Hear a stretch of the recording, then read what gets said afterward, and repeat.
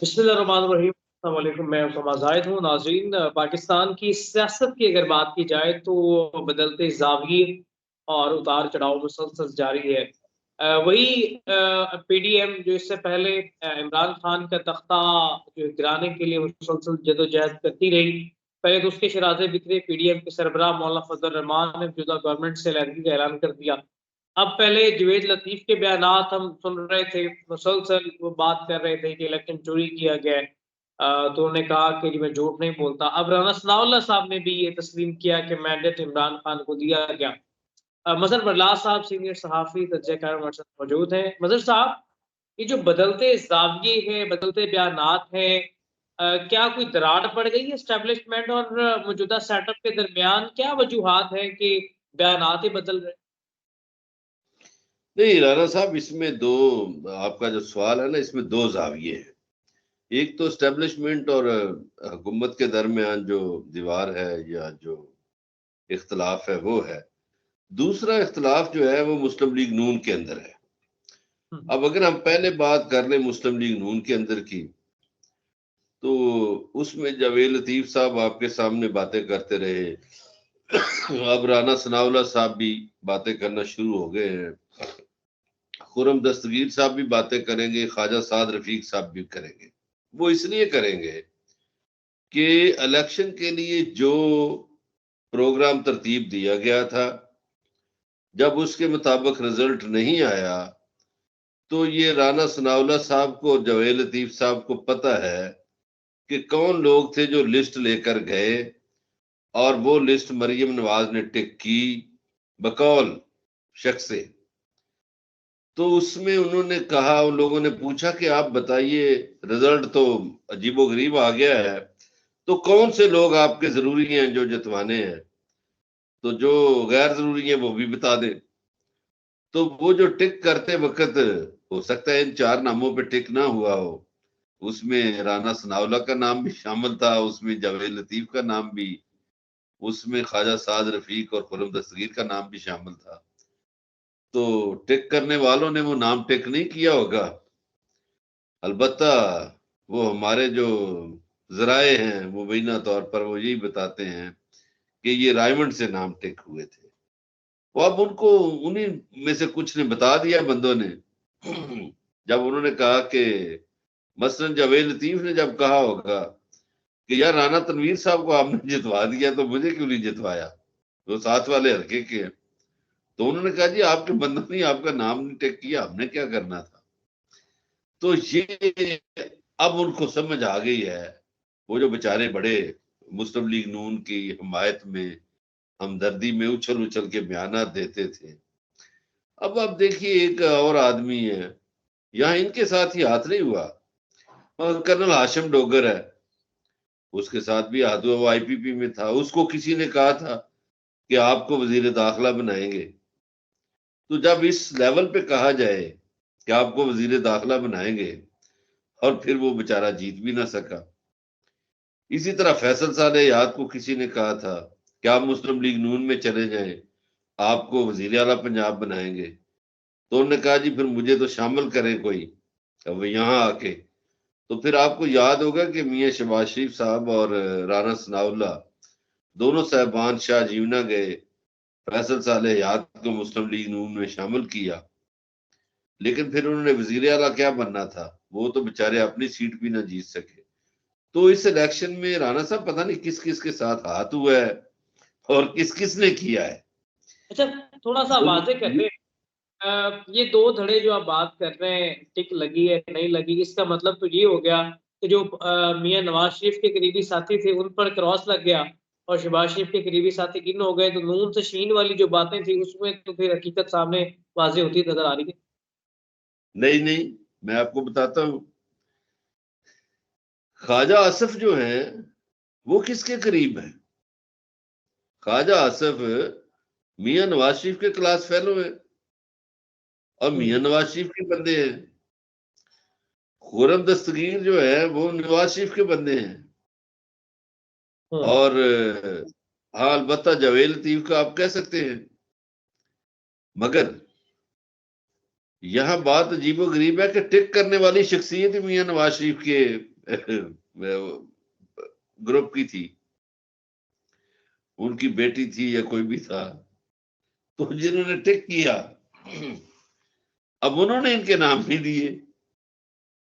इसके पीछे क्या तो कहानी है? यहाँ, हाँ जी, इसके पीछे क्या कहानी है? टिक जो किया है और मरीज ने की है, जो बाजे कह देते हैं मिसाल के तौर पर, तो क्या वजह है इनको बाहर रखने की गेम से, क्या वजह है उसे?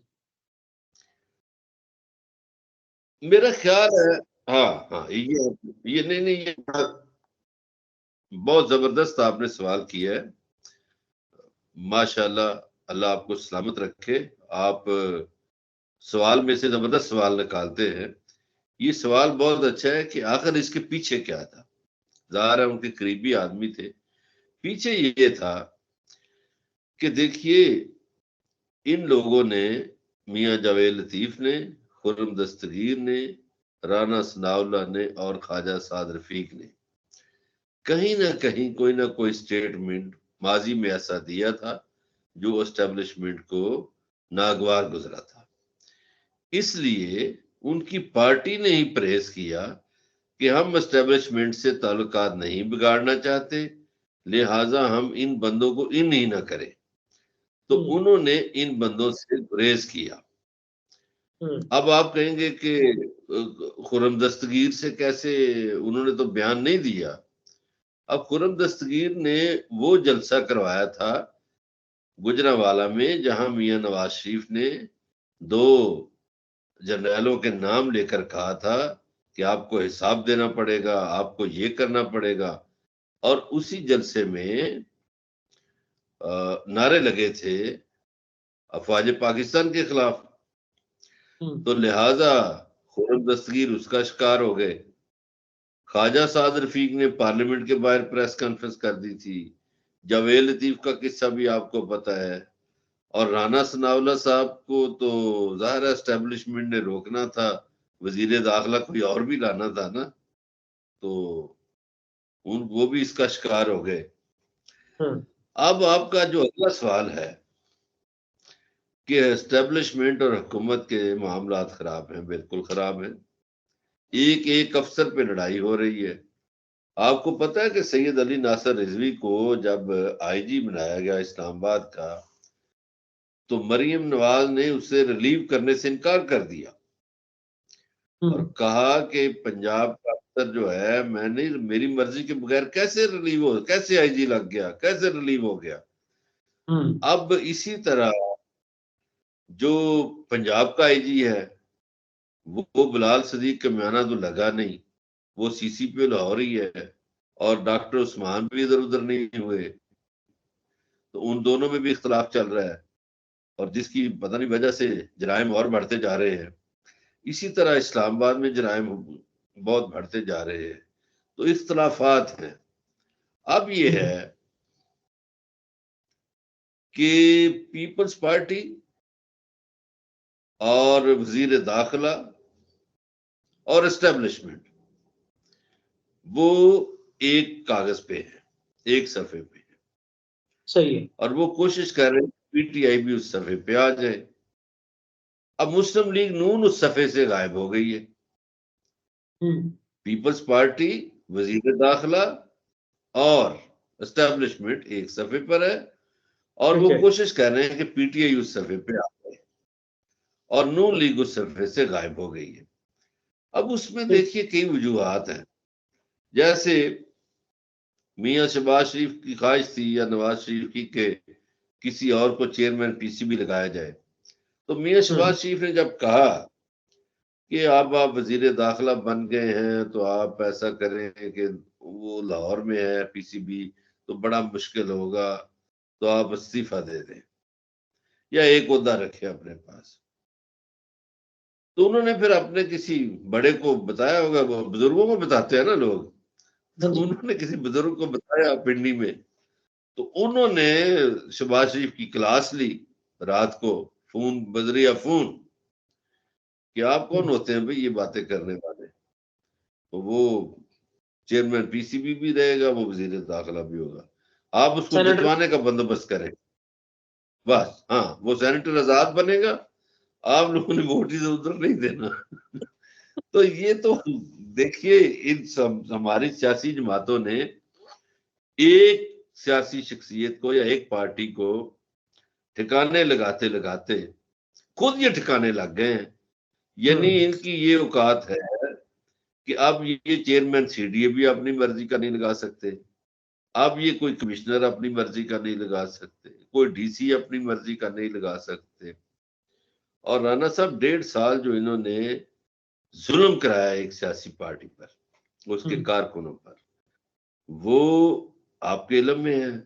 लोगों के घर तोड़ दिए गए, लोगों के घरों पे छापे, बच्चे अगवा, औरतें अगवा, नौजवान उठा लिए गए, यानी जुल्म की इंतहा कराई गई इन्हीं दोनों जमातों ने, यानी पीपल्स पार्टी और नून लीग। और खास तौर पर नून लीग में इसलिए कहूंगा कि ये जुल्म सिंध में कम हुए।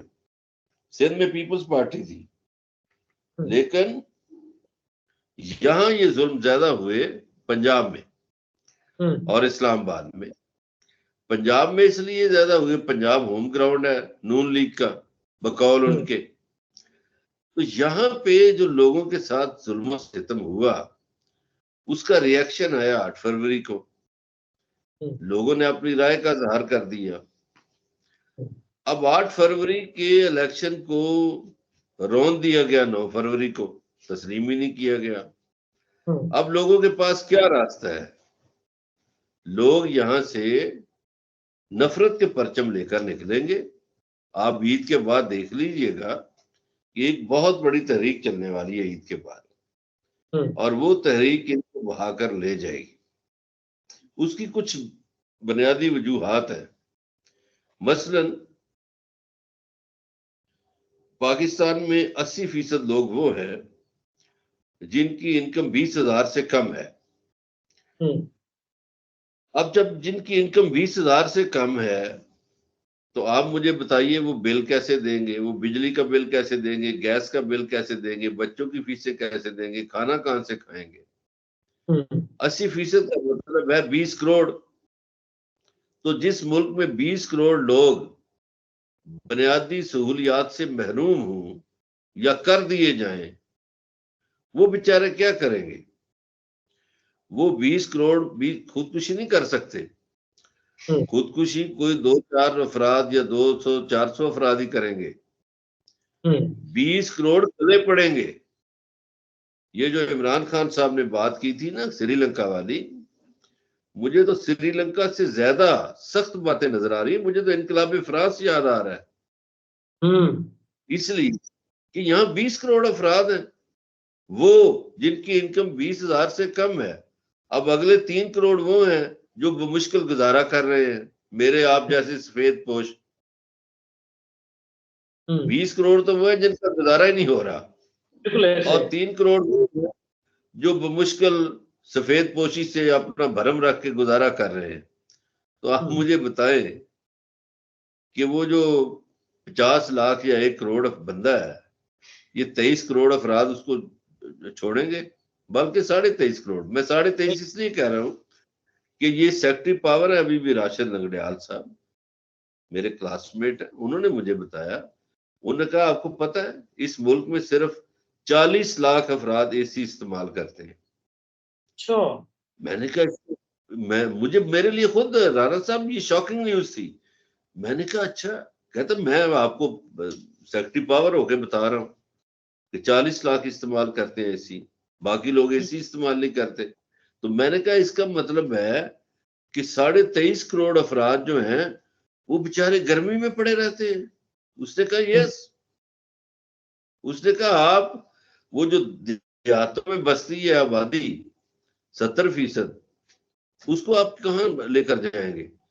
और जो लाहौर, कराची या इस्लामाबाद के बड़े सेक्टर्स को छोड़ के बाकी गरीबों की बस्तियां हैं, वहां किधर एसी चलते हैं? वो तो पंखे चलाते हैं, एसी तो नहीं है ना। तो मेरे लिए ये बड़ी एक हैरानकुन खबर थी। तो अब आप देखें जब ये सूरत हाल हो तो इसका मतलब है कि आपका मुल्क जो है वो एक इनकलाब के किनारे पर है। ठीक है, अच्छा। अब वो इनकलाब को दे रहा है। साहब इनकलाब की तरफ तो जा रहे हैं, लेकिन यहाँ पे मसला असल है जमहूरियत और इंसाफ का बोलबाला। मोहसिन नकवी, अनवारुल्लाह काकड़ या फैसल वावड़ा जैसे लोगों का इक़्तिदार में आ जाना, तो क्या ये जमहूरियत की हार नहीं है?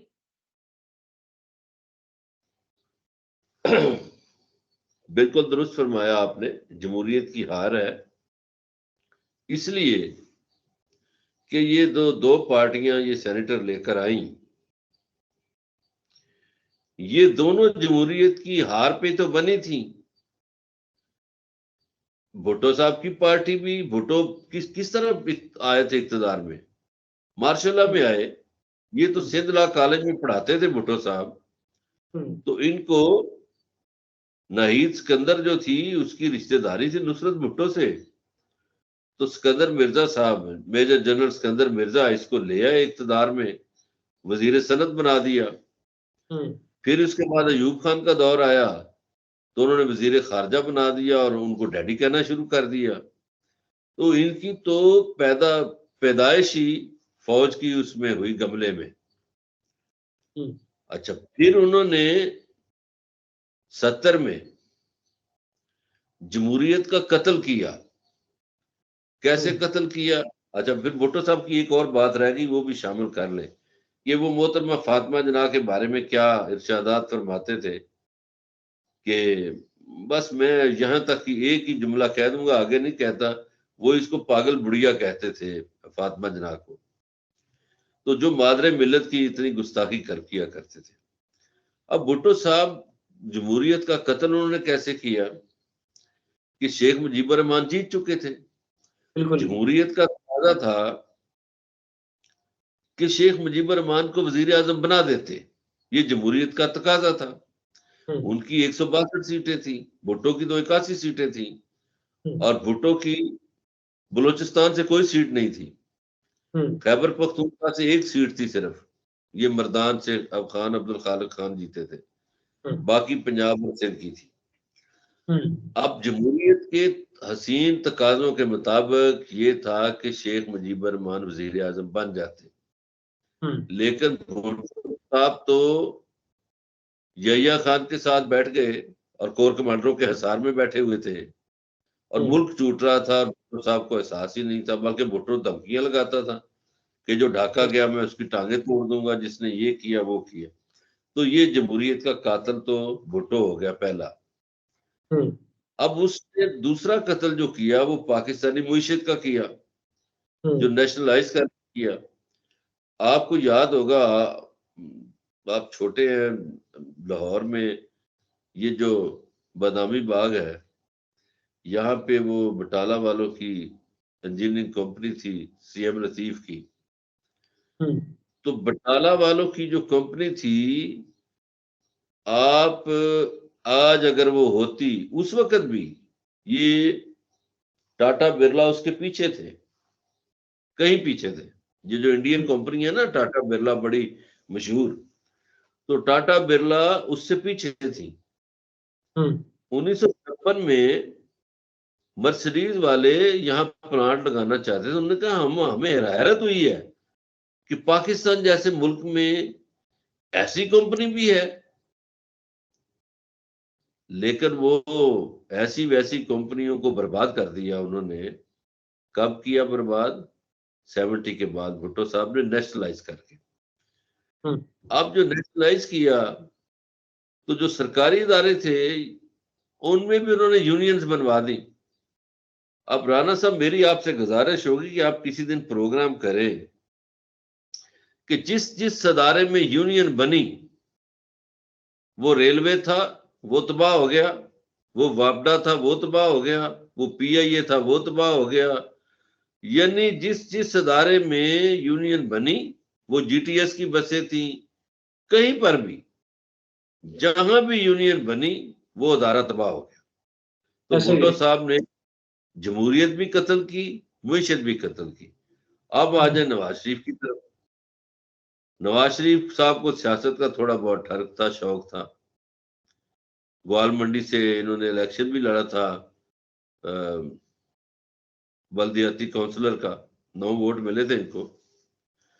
तो 77 में ये नवाज शरीफ पीपल्स पार्टी के उम्मीदवार तारक वहीद भट्ट कौमी असेंबली के उम्मीदवार थे, उनके chief polling agent Nawaz Sharif थे 77 में।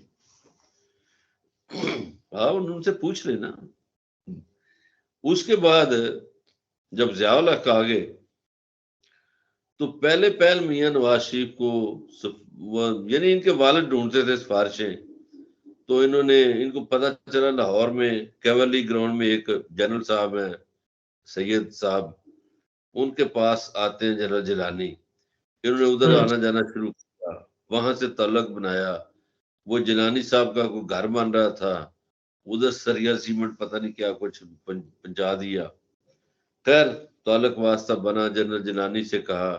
उन्होंने सबसे पहले इनको स्पोर्ट्स बोर्ड का चेयरमैन लगाया नवाज शरीफ साहब को। ये वजीर खजाना नहीं बने सबसे पहले, ये पंजाब स्पोर्ट्स बोर्ड के चेयरमैन बने। अब उसके बाद वो मियां शरीफ साहब ने कहा जी मुंडे दा को थोड़ा जा बढ़ाओ कद, तो उन्होंने मशीर बना दिया स्पोर्ट्स का। अब फिर इनकी राव रस्म ज़िया-उल हक से भी बनती गई। फिर इन्होंने कहा जी और ऊपर करे, तो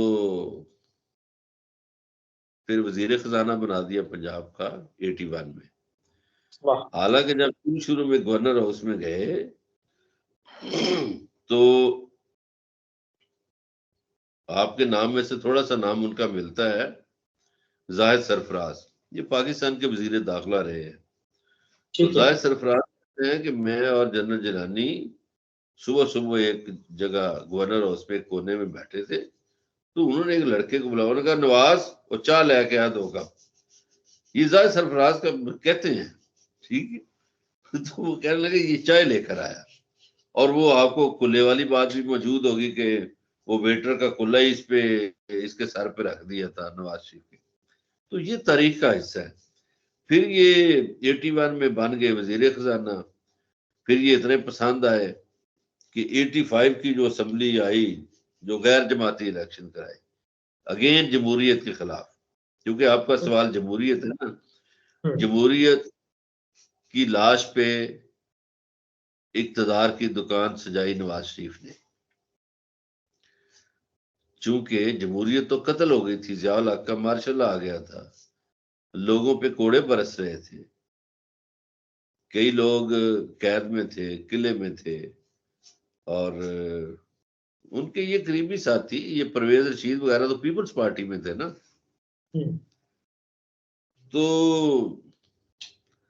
मियां साहब ने जमहूरियत की लाश पे अपनी दुकान चमकाई, सियासत की।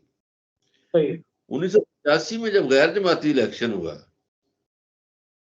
तो अब आप देखें कि कितने बंदे थे, हम उनको छोड़ दिया गया। मखदूम हसन महमूद को छोड़ा गया, महमूद अहमद महमूद के वालिद को, मलक अल्लाह यार खुंडा को, अटक वाले को छोड़ दिया गया। ये मजबूत लोग थे। और मियां नवाज शरीफ को वजीर आला बना दिया गया। और आप जानते हैं ये इनकी तारीख पैदाइश भी 25 दिसंबर नहीं है, ये जुलाई में कहीं पैदा मियां नवाज शरीफ। ये तो बाद में इन्होंने नाम में भी तब्दीली की, तारीख पैदाइश में भी तब्दीली की। इसलिए आपसे मुस्लिम लीग नून के लोग नाला रहते हैं, आपको सारी तारीख का पता है। अब ये है कि आप 88 में देखें, 85 में ये वजीर आला बन गए, अब 88 में ये निगरान वजीर आला भी थे मियां नवाज शरीफ, और इलेक्शन भी लड़ रहे थे। इससे बड़ा जमहूरियत के साथ मजाक क्या हो सकता था पाकिस्तान जैसे मुल्क में, कि एक बंदा निगरान वजीर आला भी है और इलेक्शन भी लड़ रहा है। कभी और अब इतना आपने जबरदस्त इसको जस्टिफाई किया, कभी जमहूरियत रही भी है पाकिस्तान? कभी 74 साल दौर इसीलिए नहीं रही ना कि जमहूरियत के नाम पे एस्टेब्लिशमेंट को किरदार मिलते रहे। कभी भुट्टो मिल गया, कभी नवाज शरीफ मिल गया। अब जब इनसे अब अगले मरहले पर आ जाए, ये इस सदी में जी ये इसी 2-4 साल पहले। अब जब एस्टेब्लिशमेंट को लगा कि ये दोनों तो इकट्ठे हो गए हैं मिसाके जमहूरियत के तहत, और उन्होंने ज़ाहिर है कुछ किरदार खत्म करने होते हैं, खत्म किए, और उनको लगा कि यार लोग इनसे फेडअप भी हो गए हैं तो नया किरदार देखें। उन्होंने देखा कि ये पॉपुलर हो रहा था एक लीडर इमरान खान। अब इमरान खान को काबू कैसे किया जाए, ये फलसफा ये था एस्टेब्लिशमेंट के सामने कि इमरान खान को काबू कैसे किया जाए। अब जब काबू करने का, इमरान खान तो 2013 का इलेक्शन जीत चुका था, उसको वो इलेक्शन हरवाया गया 2013 का। मैं फिर से कह रहा हूं 2013 का इलेक्शन एस्टेब्लिशमेंट ने हराया इमरान खान को, और 2018 में उसका बंदोबस्त किया। कैसे बंदोबस्त किया कि उन्होंने अपने बंदे भेज दिए धड़ाधड़। वो जो इलेक्टिबल्स होते हैं वो उन्हीं के तो बंदे होते हैं ना, उन्हीं के इशारों पे काम करते हैं। उन्हीं के इशारों 20 बंदे इधर हो गए, उनके इशारों पे कभी 25 हो गए, कभी 30 हो गए। वो उन्होंने इमरान खान की मकबूलियत से खाइफ होकर उनका बंदोबस्त किया और उन्हें इलेक्टिबल्स दिए और तासर दिया कि हम भी आपके साथ हैं। हालांकि 2018 के इलेक्शन में सेंट्रल पंजाब से 20 से 25 सीटें छीनी गई इमरान खान से, उनके बंदों को हरवाया गया। ये तो कहते हैं ना 2018 में इमरान खान को जितवाया गया। सेंट्रल पंजाब से इमरान खान को सीटें हरवाई गई 20 से 25 सीटें, ताकि आउट ऑफ बैलेंस ना काम हो। चूंकि पाकिस्तानी एस्टेब्लिशमेंट किसी को बहुत खोल खेलने नहीं देती, ठीक है। वो इमरान खान से तो वैसे ही वो खाइफ थे कि ये बहुत जिद्दी आदमी है, अड़ जाता है। वो तो नवाज शरीफ जैसे बंदे को, जब आपको पता है कि 2 अक्सरियत दी थी 97 में, वो अमीरुल मोमिनीन बनने की कोशिश शुरू कर दी थी उसने, और फिर जनरल मुशर्रफ को आना पड़ा। तो लेकिन इमरान खान ने काम किया, इमरान खान इख्तिदार में आके अड़ गया। यानी उस पर प्रेशर था, जनरल बाजवा का प्रेशर था, इसराइल को तस्लीम करो, उसने नहीं किया। हो सकता है उसकी ये बातें इनको बड़ी बुरी लगी हों, लेकिन उससे उसने मुसलमानों के दिल जीते। उसने यूएन में जाके जो सरकार मदीना के बारे में खिताब किया और कहा कि हमारे दिलों को तकलीफ होती है। आपको याद है कि किन को तकलीफ हुई होगी कि उन्होंने जहाज ही वापस ले लिया आते वक्त।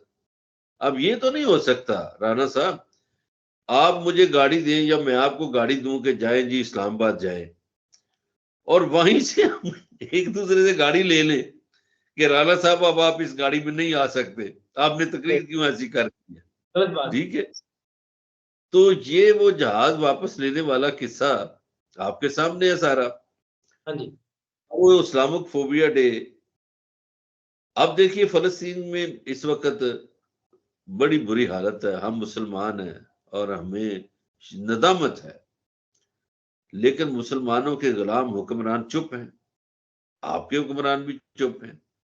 लेकिन इनकी जगह अगर इमरान खान होता तो वो तो चुप नहीं करता था, वो तो अभी भी जेल से ये कह रहा है कि भाई ये जुल्म है। अब ये हुआ एक सिर्फ बात, खान साहब ने मुझे खुद बात बताई, कहने लगे मैं समझता था कि एस्टेब्लिशमेंट के जो किरदार हैं मुख्तलिफ, यार ये दयानतदार हैं, ये ईमानदार लोग हैं, लेकिन मुझे वजीर आजम बन के पता चला कि ये तो दयानतदार नहीं है, ये तो और खेल खेलते हैं। खिलाफ की वजूहत थी। उसने वो जो बात की थी कि मुझे निकालोगे तो मैं और खतरनाक हूंगा, वो उसने 8 फरवरी को साबित किया। अब आप देखिए 8 फरवरी को जमहूरियत जीत गई और 9 फरवरी को फिर जमहूरियत की लाश पे इक़्तिदार सजाया पीपल्स पार्टी और नून लीग ने। लेकिन ये ज्यादा अरसा नहीं चलेगा, इसलिए कि पाकिस्तान में पहली दफा लोगों ने एस्टेब्लिशमेंट के खिलाफ वोट दिया। पाकिस्तान में पहली दफा लोगों ने समझ नहीं आने दी इनको कि उन्होंने करना क्या है। एक पार्टी को 800 हिस्सों में तकसीम किया गया था, उसके वर्कर्स पे जिंदगी तंग थी, उसके कैंडिडेट्स पे जिंदगी तंग थी, और उन्होंने क्या किया कि मुफ्त इलेक्शन लड़ा, समझ ले, कोई कैंपेन का खर्चा नहीं, कोई कुछ उम्मीदवार गए नहीं राना साहब, यानी गाड़ी का पेट्रोल भी नहीं लगा और बंदे जेल में बैठे जीत गए। तो ऐसा इलेक्शन इससे पहले नहीं हुआ था। अब ये पैगाम क्या गया कि हमने, हमारे पास जो जरिया था वोट का, उसके जरिए मंजर बदल दिया है, लेकिन ताकतवरों ने वो मंजर तस्लीम नहीं किया। अब लोगों के पास दूसरा रास्ता क्या है? अब वोट से अगला मरहला है, अब लोग सड़कों पे निकलेंगे, वो अब सड़कों पे अपना आप मनवाएंगे कि आपने हमारा वोट नहीं माना, अब हमारा वजूद हमारा अपना आप मनवाएगा। साहब, प्रोग्राम के आखिर में हम थोड़ी सी बात करेंगे जमात इस्लामी का। अब नए अमीर राफिज नईमुर्रहमान साहब मुंतखब हो चुके हैं। क्या जमात इस्लामी अब अग्रेसिव पॉलिटिक्स की तरफ जा रही है? जमात इस्लामी का आने वाली जो सियासत है उसमें क्या किरदार होगा? राना साहब, ये चंद रोज पहले मुझे इनके जो कैसर शरीफ साहब हैं वो किसी जगह पे मिल गए, तो मैंने बंदों की मौजूदगी में ये कहा, मैंने कहा अगर जमात इस्लामी मुनाफिकाना पॉलिसियां छोड़ दे और अपना रुख तय कर ले किसी एक तरफ, तो बड़ी जमात के तौर पर सामने आ जाएगी। मैंने कहा देखिए, अब आपके सामने रास्ता है कि आप उस वक्त, चूंकि सिराजुल हक थे इनके अमीर, हाफिज नईम तो अभी कल ही बने, मैंने कहा अभी आपके सिराजुल हक साहब के पास रास्ता है कि वो प्रोफेसर गुलाम आजम बनना चाहते हैं मशरकी पाकिस्तान वाले,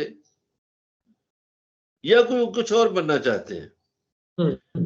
मैंने कहा आप लोगों के साथ पहले भी धोखा हुआ था, 50 साल पहले भी, और फिर धोखा हो रहा है, और आप लोग अपनी लाइन क्लियर क्यों नहीं करते? कहता जी कैसे? मैंने कहा देखिए, मुझे इमरान खान साहब ने ये कहा कि यार ये जमात इस्लामी की मुझे समझ नहीं आती। मैंने कहा जी वो कैसे? कहने लगे उधर खैबर पख्तूनख्वा से मेरे वोटों से सेनेटर बन गया सिराजुल हक, और अब आजाद कश्मीर में इलेक्शन है तो नून लीग के साथ जाके बैठ गया है। तो मैंने कहा जी आप लोगों को पॉलिसी तो क्लियर करें, लेकिन ये हाफिज नईम जो है ना, इनसे मुझे लगता है कि ये चूंकि उस मिजाज के शायद नहीं है जिस मिजाज के इनके पुराने 2-3 अमीर गुजरे हैं।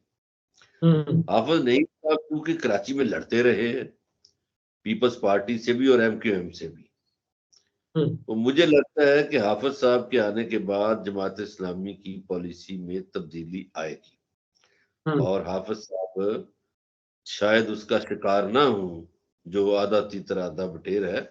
तो मेरा आपके प्रोग्राम के जरिए हाफिज साहब को तजवीज भी है कि हाफिज साहब, वाजिया पॉलिसी होनी चाहिए, आप वाजिया पॉलिसी इख्तियार करें। इसी तरह ये जो हमारी तहरीक लबैक है, इसको भी चाहिए कि आप एक तरफ लग जाए, क्योंकि अब पाकिस्तानी लोग तय करेंगे कि ये हमारे साथ है या हमें लूटने वालों के साथ है। तो अब आप लोगों के साथी बन जाए बजाय लोगों को लूटने वालों के, क्योंकि लोगों ने नहीं छोड़ना। आप श्रीलंका से आगे की सूरत हाल होगी। तो लगता है कि आने वाली सियासत में जमात इस्लामी या तहरीक लबैक कुछ अहम रोल अदा कर सकते हैं, क्योंकि हमने देखा इस्लामी सियासी जमातों को साइडलाइन लगा दिया जाता है। नहीं, देखिए राणा साहब, ऐसा नहीं है, ये एक मजाज है, मतलब पंजाब का मजाज है, वो ये मजहबी जमातों को वोट कबूल नहीं करते। जमात इस्लामी के जितने मरतबा भी MNAs बने हैं, वो नून लीग की मदद से बने, नून लीग के साथ इत्तेहाद करके बने। ये पंजाब का मिजाज है, अंदरून सिंध का भी यही मिजाज है। अब ये जो कराची से इनको मजहबी जमातों को, कराची में है कुछ इलाके जहां मजहबी जमातें जीती हैं, जैसे ये खारादर वगैरह है, इनके इलाके जो है ना, वहां से ये जीते हैं। लेकिन बड़ा सूबा जो है 12 करोड़ का, वो मजहबी जमातों को कबूल नहीं करता। अब आपने चूंकि फरमाया है कि इनका हिस्सा नहीं होगा, इनका हिस्सा, ये छोटे पे इत्तफा कर ले, ये या तो लोगों को लूटने वालों के साथ लग जाए और आसिफ जरदारी या नवाज शरीफ के हाथ पे बैत कर ले, या लोगों के हकूक का जो मुहाफिज है मिस्टर इमरान खान, उसके हाथ पे बैत कर ले। मेरा मशवरा ये होगा कि ये लोगों के हकूक का जो मुहाफिज है उसके साथ चले, वो इनको थोड़ा थोड़ा हिस्सा भी दे देगा, और इनके भी फायदे में ये है कि ये लोगों के लिए निकलेंगे, स्ट्रीट पावर इनके पास है, निकले लोगों के लिए। अब देखिए मौलाना फजल रहमान बड़े सियाना बंदा है, जीरक है, उसने लूट मार भी की होगी, इनका साथी भी बना रहा। अब वो कश्ती कैसे बदल गया, अब नहीं इनके साथ चलता, चूंकि उसको लोगों के मूड और मिजाज का पता चल गया है। लोग अवामी मूड के साथ चलना चाहिए। अब ये जो हमारी जमातें अवामी मूड के साथ नहीं चलती, ये खराब होती है। जो अवाम का मिजाज है उसके साथ चलना चाहिए। ठीक है, बेहद शुक्रिया मजहर बरला साहब, आपका बेहद शुक्रिया, आपने प्रोग्राम के लिए टाइम दिया। जिस तरह से मजहर साहब ने तमाम सियासी जमातों की मौजूदा सिचुएशन पे गुफ्तगू फरमाई है, यकीनी तौर पे तमाम सियासी जमातों को इस वक्त आवाम के नैरेटिव को देखना चाहिए, अवामी सोच को देखना चाहिए, अवामी फ़ायदे को देखना चाहिए। अवाम इस वक्त जो इस वक्त सिचुएशन है पाकिस्तान के अंदर, मुआशी है, सियासी है, उसको लेके अवाम काफ़ी करब का इज़हार करती रही है, करेगी, और ईद के बाद जिस तरह से लावा एक पक चुका है, उसका फटने का वक़्त भी बहुत करीब आ चुका हुआ है। अवाम किस हद तक बर्दाश्त करेगी? पेट्रोल की बढ़ती जो कीमतें हैं, एशिया खुर्दनोश की बढ़ती कीमतें हैं, अवाम एक हद तक बर्दाश्त कर सकती है। इससे पहले इमरान खान की मोस्टली बातें हमने देखा कि सच्चाई से हमकिनार हुई। इमरान खान भी कह चुके कि उसे श्रीलंका जैसे हालात बनते दिखाई देते हैं। लेकिन बरलाल साहब ने जिस तरह से प्रोग्राम में फरमाया कि ये श्रीलंका से भी बदतर हालात जो हैं वो पैदा हो सकते हैं, तो इसमें कोई दो राय नहीं है। जब अवाम जो है वो ताकत का सरचश्मा तो अवाम है, अवाम बाहर निकलेगी तो फिर फैसला साजों को भी दोबारा सोचने पे मजबूर कर देगी। इसी के साथ अपने मेजबान उसामा जाहिद को दीजिए इजाजत। अल्लाह